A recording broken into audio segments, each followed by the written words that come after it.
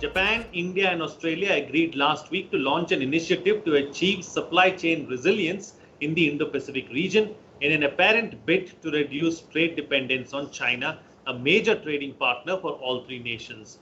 In an online meeting, India's Commerce and Industry Minister Piyush Goyal and Japanese and Australian counterparts Hiroshi Kajiyama and Simon Birmingham raised the need for a free, fair and predictable trade environment and called on like-minded nations in the region to take part.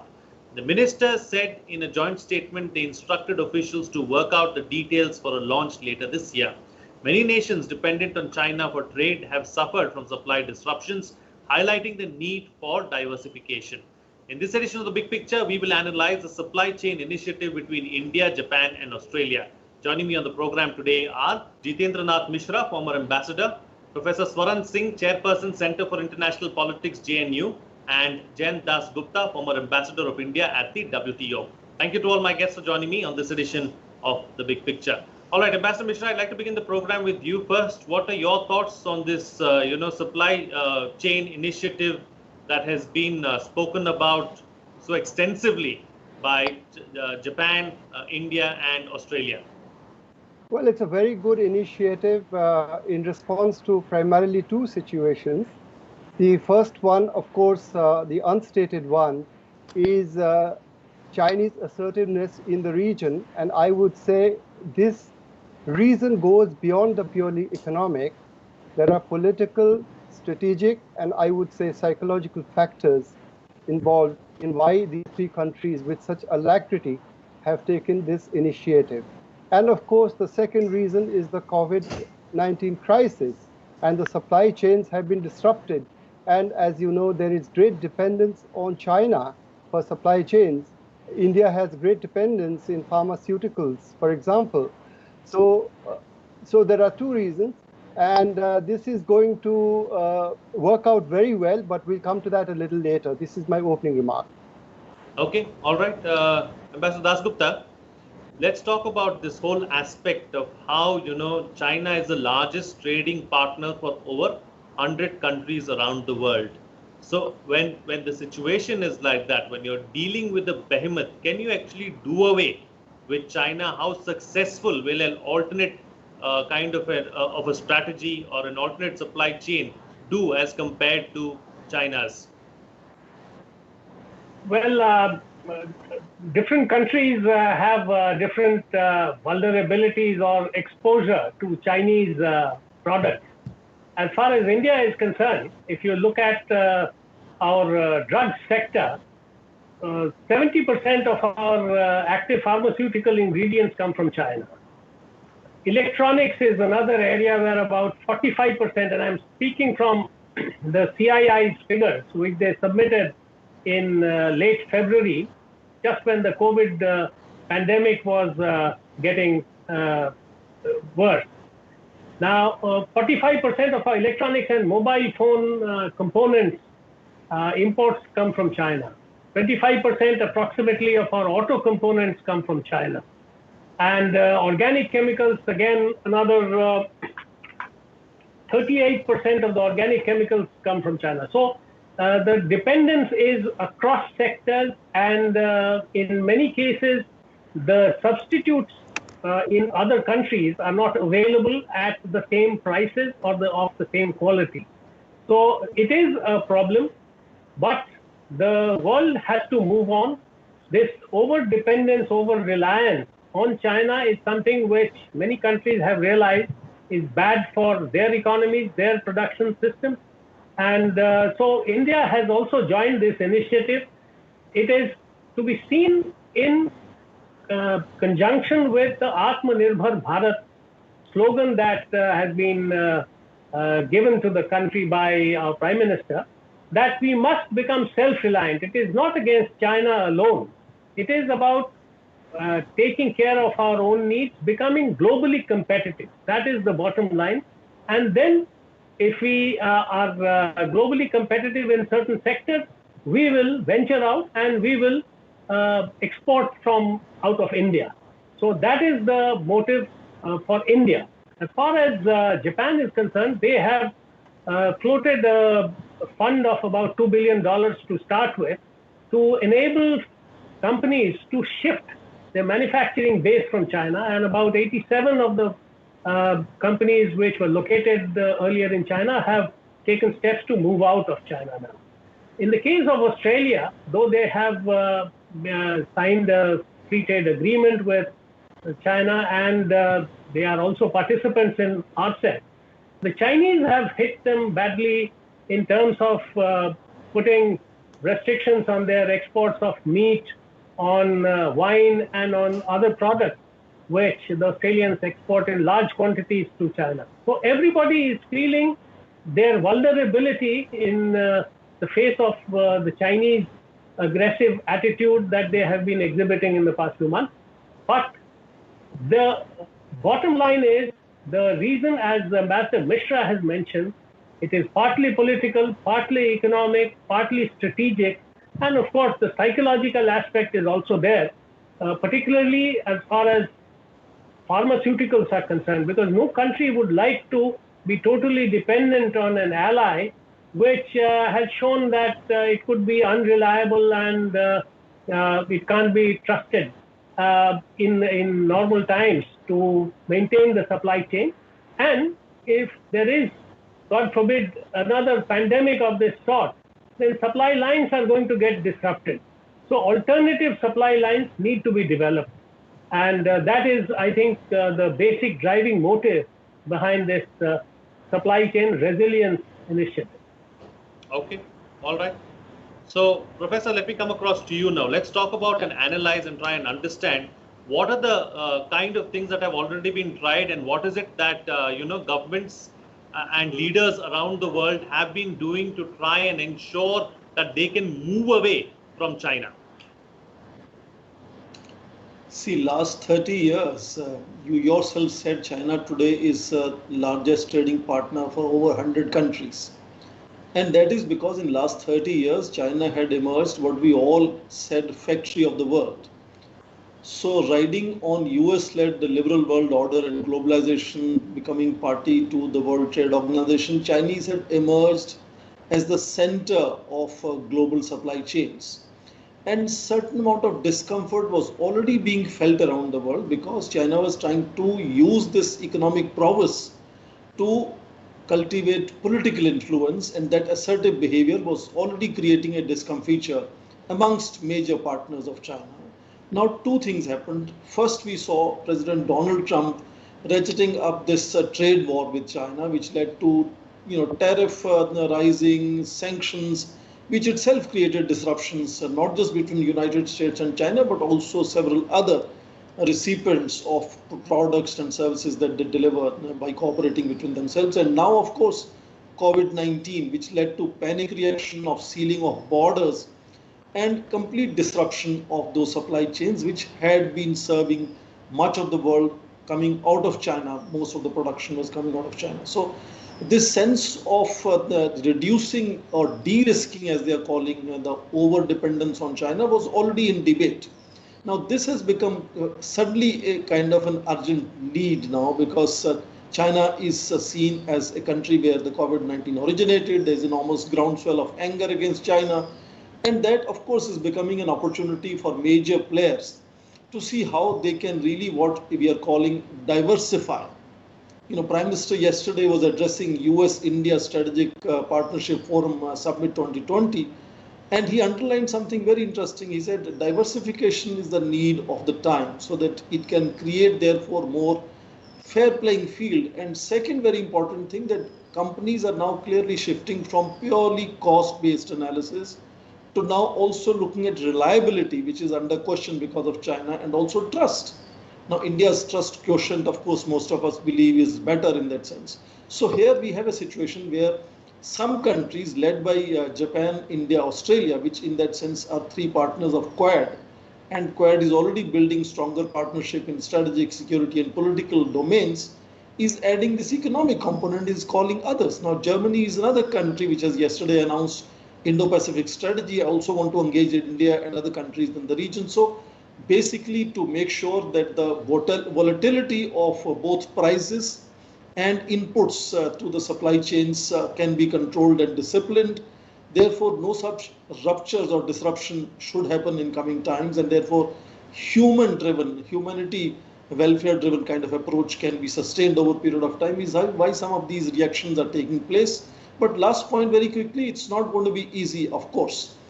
Some of the low-value, labor-intensive commodities were already being offshored by Chinese because they are moving to high-value, high-tech commodities now. But Chinese are part of several consortiums. Whatever they produce is inclusive of inputs from several countries.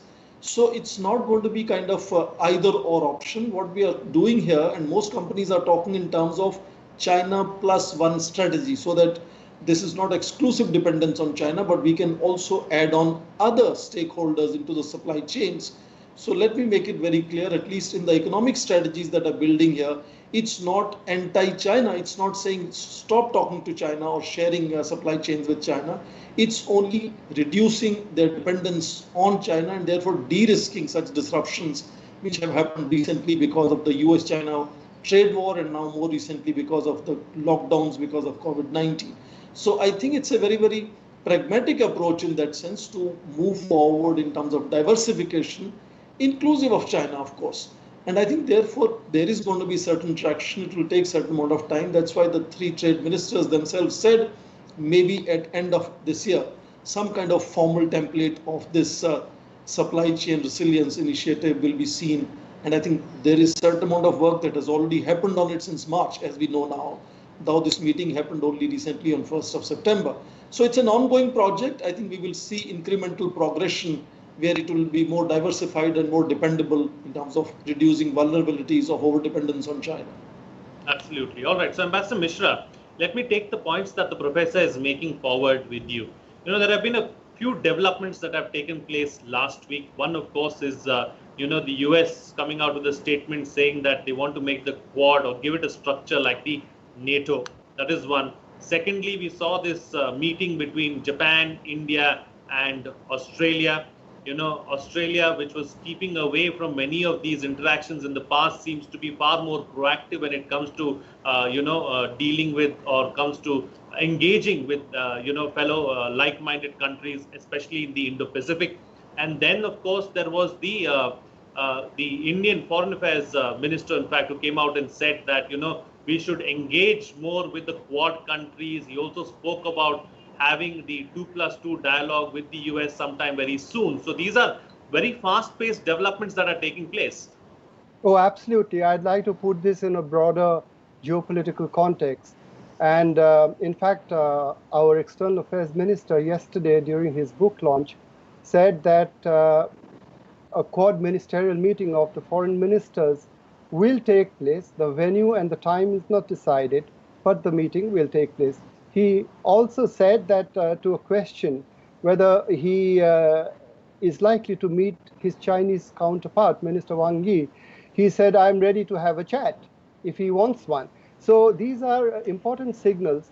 And I want to repeat a very important point made by Ambassador Dasgupta and Professor Swaran Singh, that this is not aimed against China. This is not anti-China. It's not a zero-sum game in diplomacy ever.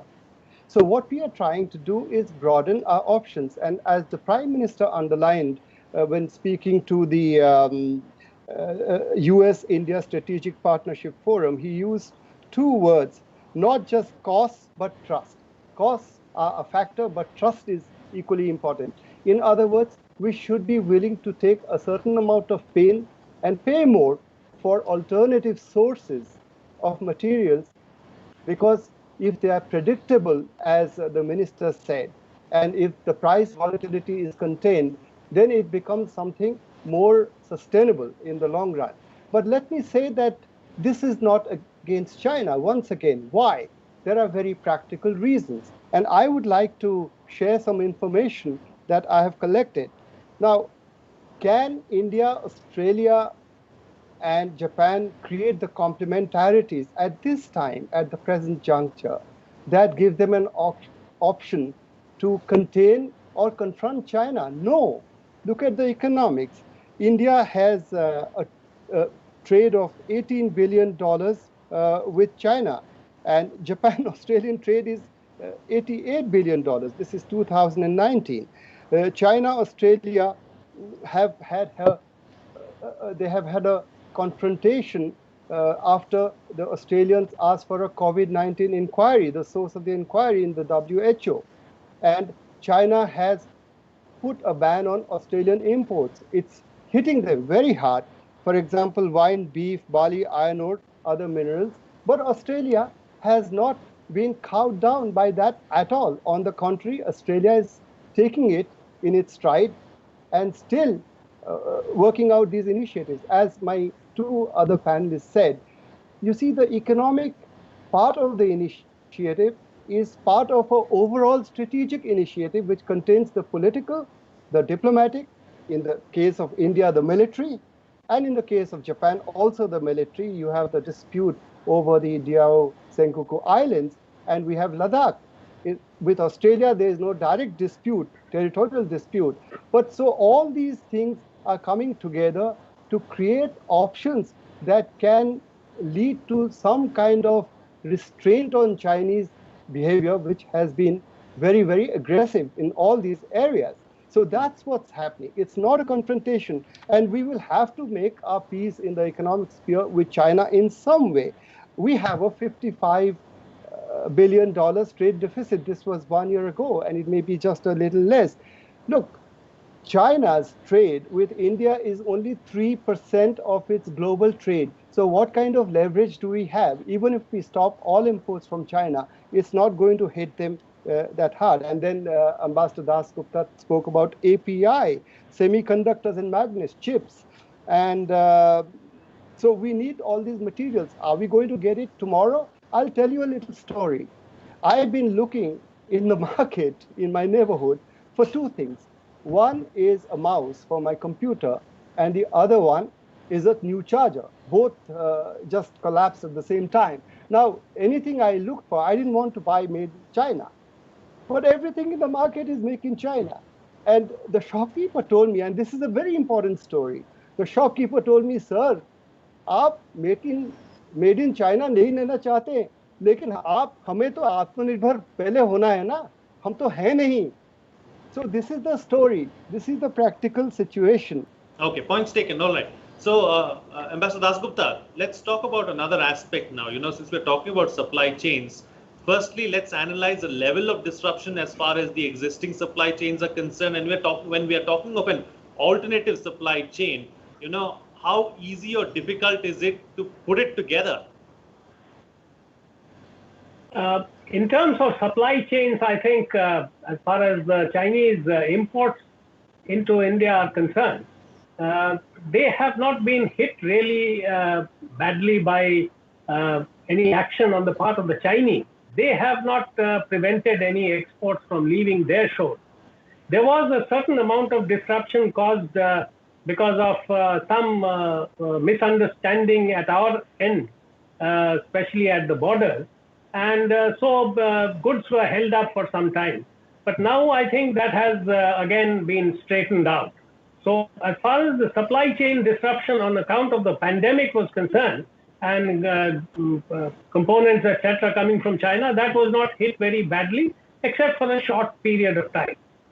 As far as setting up an alternative supply chain is concerned, two things have to be remembered. The first thing is that all these supply chains are, they have a lead firm which has the intellectual property rights, which has capital, which gets together a group of suppliers of various things. And then it tries to have it in a geographically small area. Let's say Southeast Asia or China, Taiwan, Vietnam, like that. So that lead firm, in many cases, these were from the West or from, Germany, for instance, or the US earlier.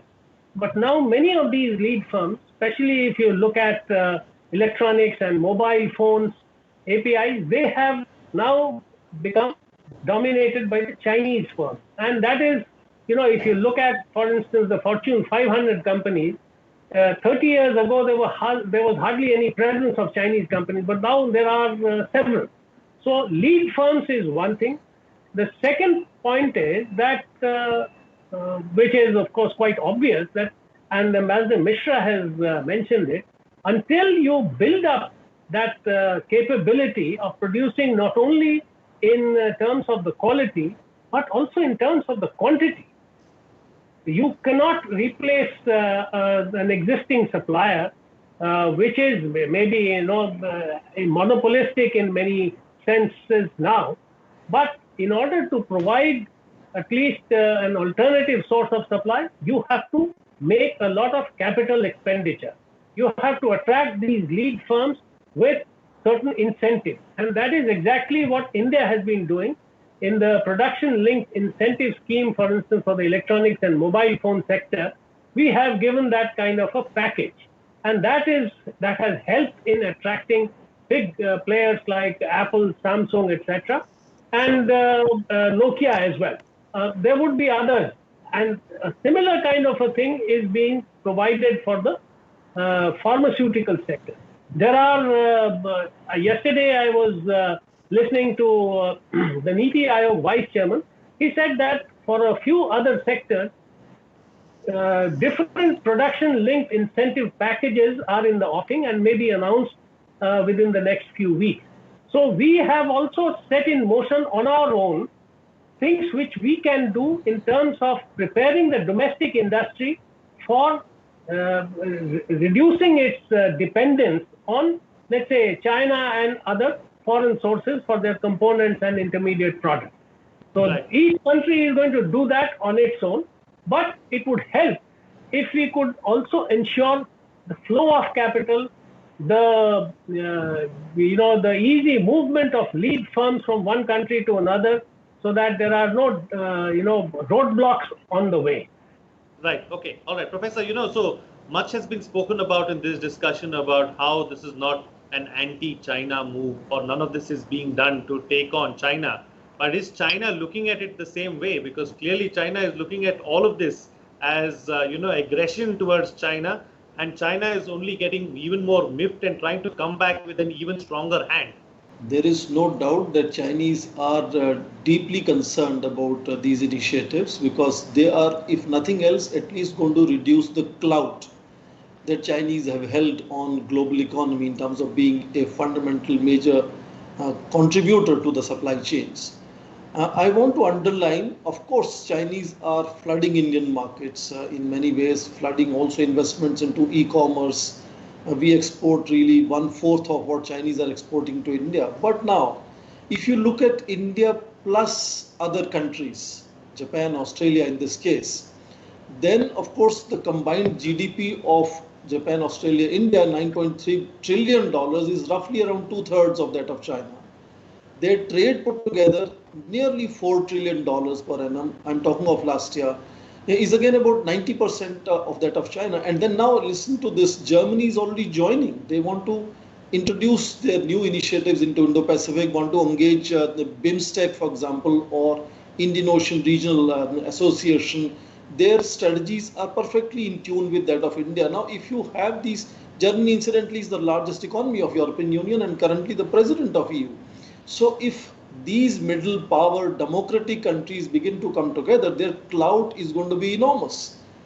Though they are not really saying we want to really undermine China's economic growth or rise, but then if they start coming together as four democracies, begin to coordinate, calibrate their not just security and political strategies, but also economic strategies, their trust quotient within themselves is much higher. And Prime Minister yesterday mentioned of how even in midst of COVID-19, India has already signed contracts for FDI worth $20 billion. So the trust quotient that India has around the world, trust quotient that these democracies share amongst themselves, I think that weighs together much heavier in then calibrating how to put restraints on China, how to ensure that China is not seen as a monopoly in terms of being the center of global supply chains, which Belt and Road Initiative was repeatedly reinforcing. You can notice in Chinese discourses, BRI has almost disappeared.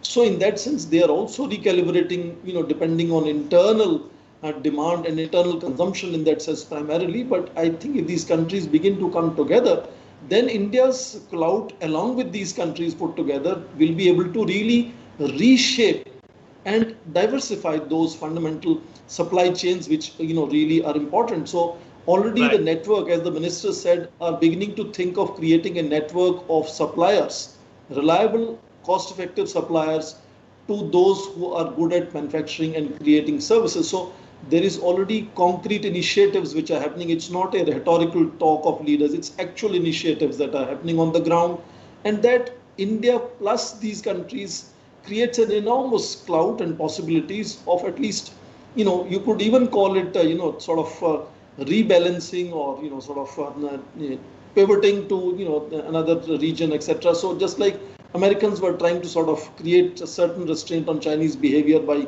sort of Asia Pacific pivot of their foreign policy, some of these middle powers, democratic countries coming together as emerging economies would have enormous possibility to achieve that diversification and balancing of supply chains, so that fundamentally no single country is monopolizing, and therefore no disruptions, like Ambassador mentioned, how Chinese can suddenly decide to ban imports from Australia, and that really is seen as a wolf warrior diplomacy, including the language that they use. So we want to avoid those possibilities and bring stability and discipline, to avoid disruptions of this nature, is why this initiative, I think, holds enormous responsibility, as also enormous significance in how global economy will unfold in coming times. Absolutely. All right, I've got 2 minutes left on the program, so quick closing comments with the best way forward, starting first with you, Ambassador Mishra. Well, the best way forward is to, we have already demonstrated that we can act in concert. That is in response to a crisis, but we also show limitations of action in the immediate term because of the economics. China is a hugely more powerful country, more GDP than all the three others combined. So therefore, for India, the best strategy, I'll speak more about India, would be that the Chinese, Deng Xiaoping, and when Prime Minister Rajiv Gandhi went to China in 1988, and he spoke about the Asian century, which meant China and India very clearly. But today, when China speaks about the Asian century, it means the Chinese century, not a China-India century.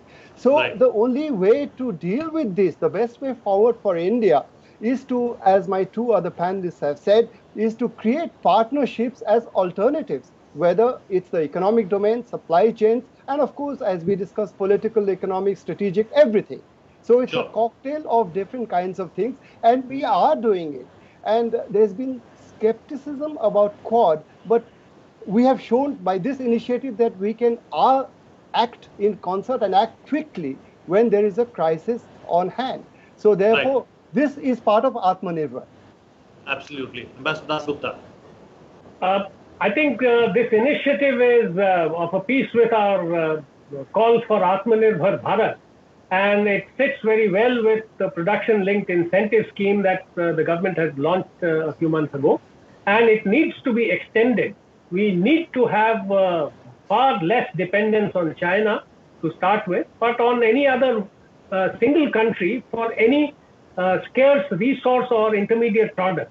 And that is what we need to ensure, to have stability and peace, and to provide employment also to our own people. So I think this is a very good gesture, very good initiative, but it will take time before it bears fruit. Absolutely. And Professor, close the show for us with your quick concluding remarks. SCRI could be an inflection point which could accelerate the possibilities of this being Prime Minister Modi's Deng Xiaoping moment. We are already in process of labor reforms, tax reforms, infrastructure building, political stability ensured. Some of that has to really move fast forward so that there's a greater trust, and India is able to really become the manufacturing hub of the world, which is what Prime Minister's Make in India has been pushing for the last 5 years.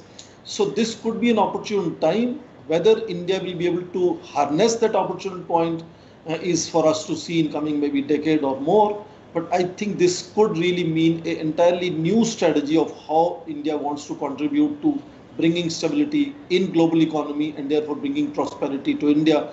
And maybe potentially, if not within the time frame already decided, but a little bit later, reaching the first stage of India's growing in terms of 5 trillion economy. So a lot of work needs to be done, but here is an opportunity for India to transform itself and become hub of global manufacturing. All right. On that note, then I'll call it a wrap on this edition of The Big Picture. Thank you to all my guests for joining me on the program and putting things into perspective for us. What's coming out of this discussion is that everyone is feeling vulnerable when it comes to China and Beijing's aggressiveness. They are looking to diversify and develop alternative supply chains. There is a lack of trust when it comes to China. So it makes sense for like-minded countries to work together. There is always strength in unity or strength in numbers. Reducing dependence on China